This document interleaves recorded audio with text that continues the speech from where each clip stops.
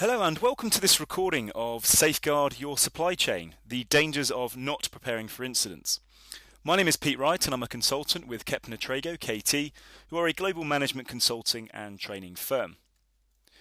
So firstly, why safeguard your supply chain? We're going to look at a case study of a quality incident from a UK soft drinks manufacturer. And if this company had taken steps to prepare itself for a major incident like this, they would have prevented 3 months of line downtime and would now have an additional £4 million in their bank account.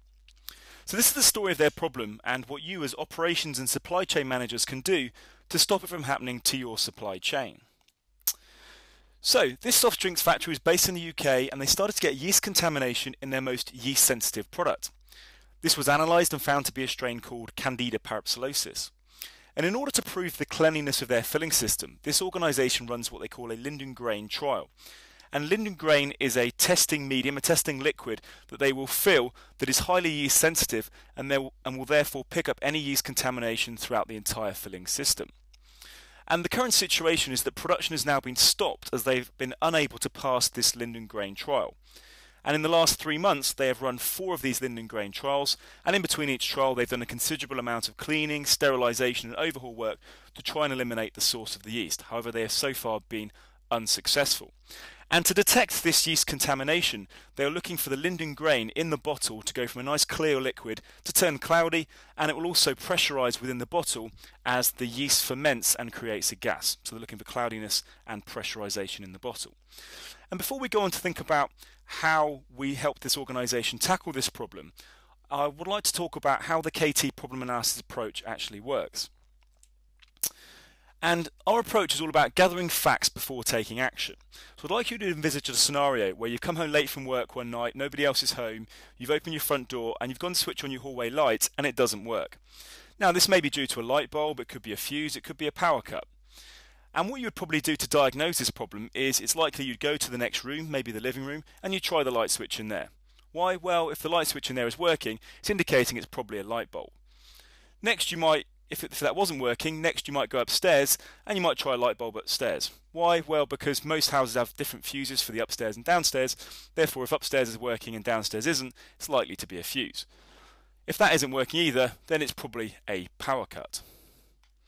And this is the key point. It's as important to know what is having the problem as it is to know what is not having the problem. And we're going to gather facts in about both the is and the is not. So here's what we call a problem statement of specification. The statement in this case, Linden grain samples have yeast spoilage. And you can see we've gathered facts in both is and is not columns. And we're going to gather it in 4 areas, which is the what, the where, the when and the extent. And here you can see the what information, which is specifically what object, i.e. what is having the problem, and what deviation, i.e. what's the defect or problem that the object is having. So if you'd like to see the detail, please pause the video. Next is the where information, i.e. where geographically is the problem and where on the object, in this case where on the Linden grain sample. And here's the when information, i.e. when did this first happen, when since that time has it happened, and when in the life cycle of the process are we seeing this problem. And then finally the extent information, which is thinking about the size of our problem and any trends that we're seeing.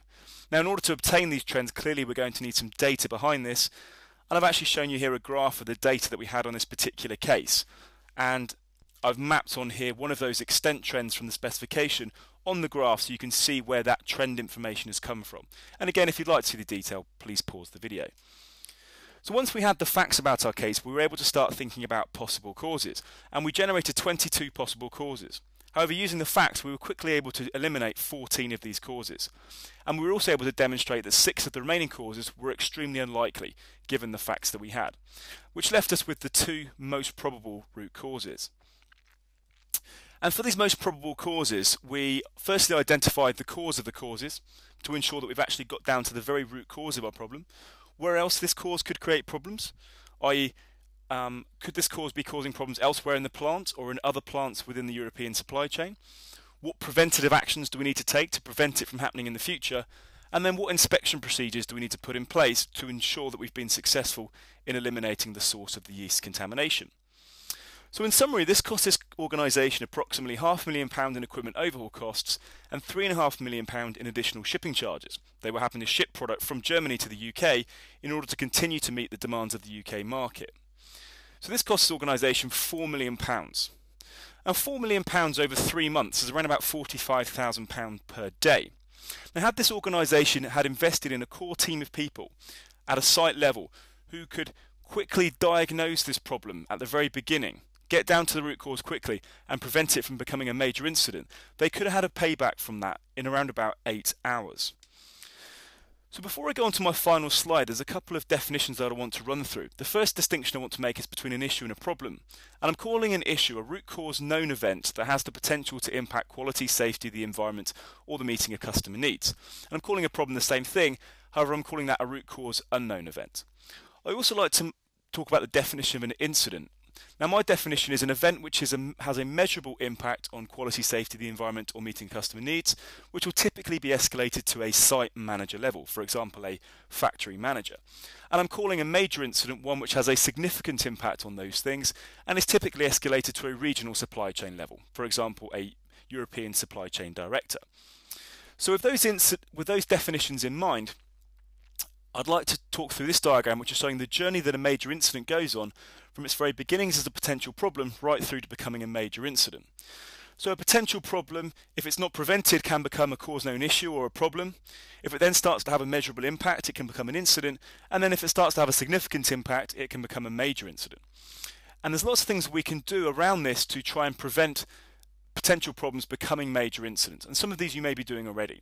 So the first one I'll talk about is the one in the top left there, inoculate, which is coming up with preventative actions to try and prevent cause known issues and problems from happening in the first place. And we have a process called potential problem analysis that we use to generate these preventative actions. You can also generate contingent actions, i.e. if these problems happen or these issues happen, what are we going to do to reduce the impact or seriousness that they have? I've called that treating the symptoms, i.e. trying to stop it from having a measurable impact.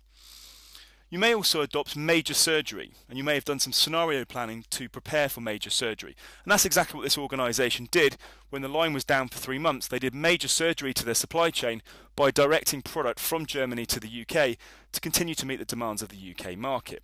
And most organisations are doing those 3 things of inoculate, treat the symptoms and major surgery relatively well. But the bit I'd like to focus on is this cause unknown trouble zone, this red area at the bottom, which is where rather than having a cause known issue driving your major incident, it's actually a root cause unknown problem which is driving the major incident. Because here you have to treat this differently, and here you have to do what I've called self-diagnosis. You have to do some high quality effective troubleshooting to quickly get down to the root cause of the problem to prevent it from becoming an incident or a major incident. And this is the piece that was missing for this organisation. They didn't have a core team of people on site who all had a common process for high quality effective troubleshooting to quickly get down to that root cause. What they did do is later bring in specialist help and original equipment manufacturers and later on ourselves to come in and try and adopt a high quality effective troubleshooting method and resolve the issue. However, of course, because that earlier self-diagnosis hadn't been done, there was a lot of data missing that we needed to do our high-quality effective troubleshooting. So it's really important that you have that team of people on site who can do that self-diagnosis. So my question to you is this: how ready and prepared are your team to deal with a major incident like this? Would your team have won this, or would they have suffered a humiliating £4 million defeat like we saw in this case? So if you'd like to discuss any of the ideas that I've expressed in this recording, then please do get in touch. Or if you'd like to find out more about the Kepner-Tregoe troubleshooting methodology, then I'd be glad to hear from you. Thank you.